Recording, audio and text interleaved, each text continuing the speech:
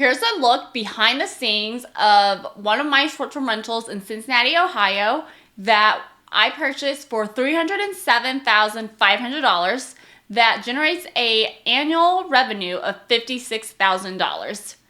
My name is Yiwei. I own and manage 27 short-term rentals here in Cincinnati, and I just want to give you a behind-the-scenes look on one of the houses I own because I'm able to share the revenue and the profit and the expenses of a home in Cincinnati I run as a short-term rental.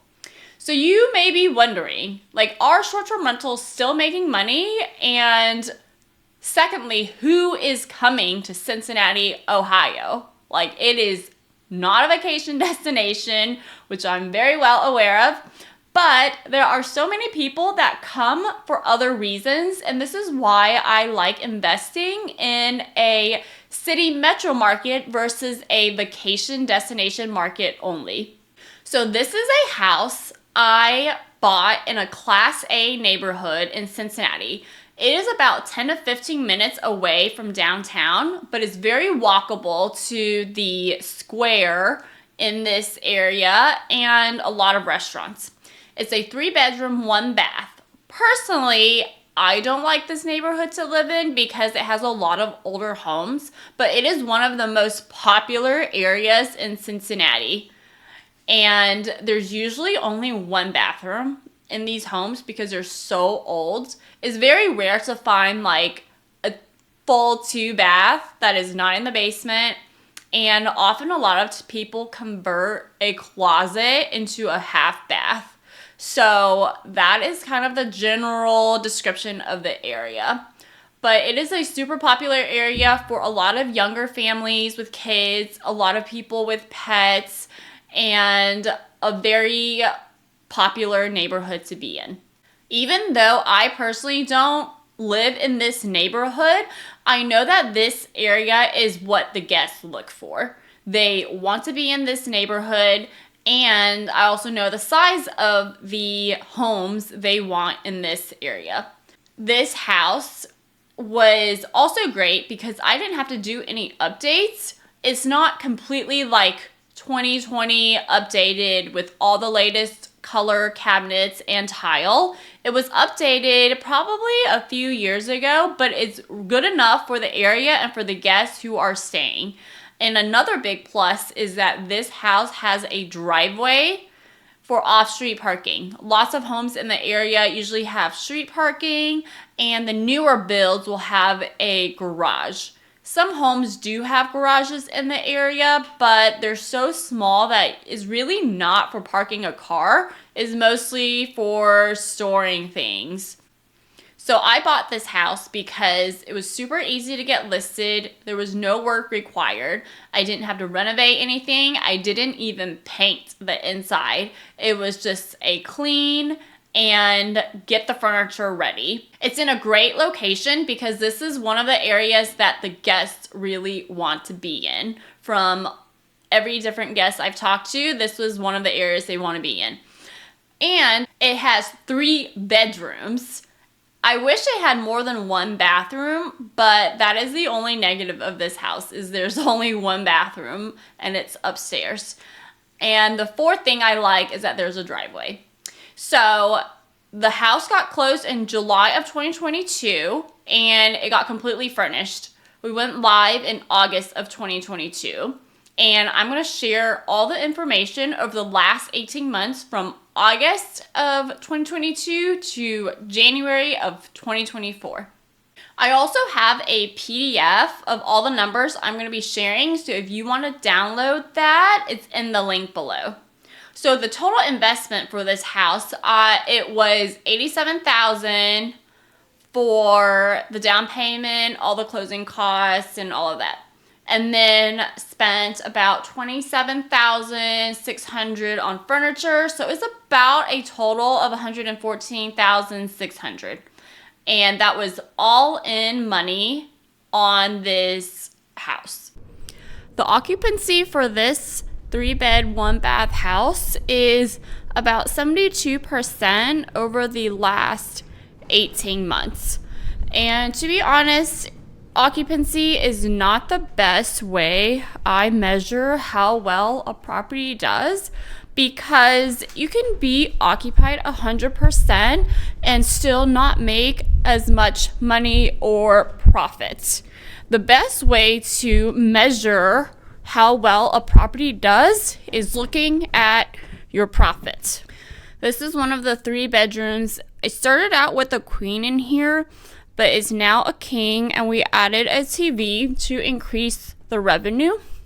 This is still a queen bedroom. This is the smallest of the bedrooms, so there's just a twin bed and a desk. There's no bathroom downstairs. This is the only bathroom in this house. It's a full bath. Can you believe this house was built in 1917? It's like 100 years old.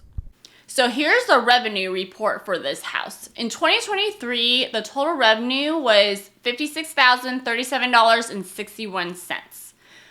And since we started in August of 2022, so the last 18 months from August of 2022 to January of 2024, it was an average of $4,830.64 per month.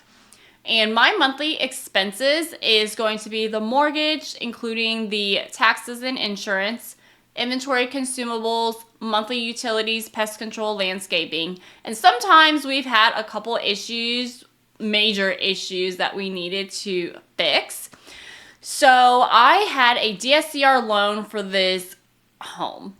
At the time, I thought it was crazy high because everybody else was getting a lot lower rates. This interest rate was 6.75%. Now, when I look back at it, I'm like, this is actually not a bad rate for an investment property. But because of the 6.75 rate, my total monthly mortgage is $23.40.16. So that was including everything from the PI, principal, interest, property taxes, and insurance. And on average, we have about $150 in inventory consumables every single month. So that's like toilet paper, soap, anything we have to restock, or minor maintenance issues. And then about $500 in utilities, pest control, landscaping, especially in the summer. In the winter, there's no landscaping, but it kind of balances out. And then with the other minor issues we have, like we had to do a gas line repair that was $3,400, and we did a bed upgrade and a TV update in one of the bedrooms, so that was $1,100. So the profit over the last 18 months with all these expenses included was $26,461.31. So that averaged about $1,470.07 every single month. And that was the profit every single month after all the expenses over the last 18 months.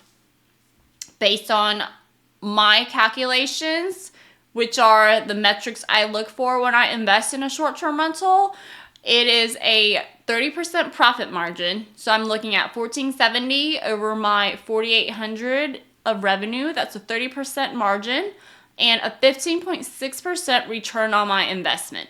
So assuming I'm getting $1,470 of profit every single month, and I invested the $114,000 up front, that is a 15.6% return. And this house gets 5-star reviews. So right now we have about 15 5-star reviews on Airbnb, which is not that many since we started in 2022, but we do a lot of direct bookings, so all of that just don't show up on Airbnb. So that is the overview of a house that I own in Cincinnati. If you would like to see more like that, feel free to comment or let me know, and I can share some of my other properties in the area.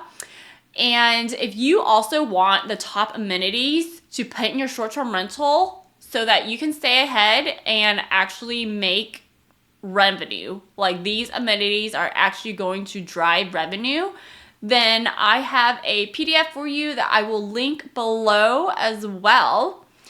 And these are the same updates I'm doing, like my bedroom upgrade that I talked about earlier for $1,100. I had to go back and do all of these things because I didn't do that at the beginning. So I highly recommend, if you're doing this from the beginning, start with these amenities right away.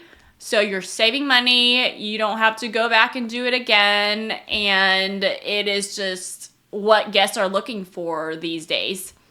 So thanks for watching.